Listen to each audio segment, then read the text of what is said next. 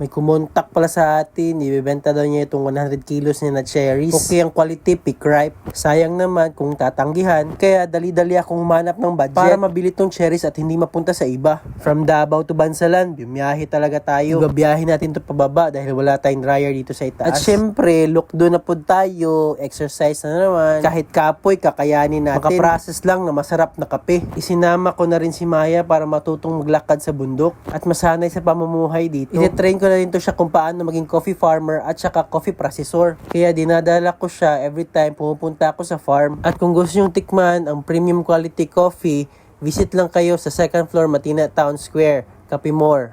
At ito na, binaba at i-deny na natin ang ating cherries na nakuha sa itaas. At paulit-ulit kong sinasabi na dapat ibilad nyo ang inyong mga coffee cherries sa isang malinis at elevated coffee dryers. Hindi talaga lalim ang ating pinagdadaanan kapag nagpo-process tayo ng kape. Kaya sana suportahan nyo kami sa aming ginagawa. And big shout out pala sa mga coffee farmers and coffee processors na patuloy na ini-improve ang kanilang produkto. Dahil kung wala kayo, wala tayo, walang masarap na kape. Hanggang diri na lang akong video. Salamat sa pagtanaw. Bye!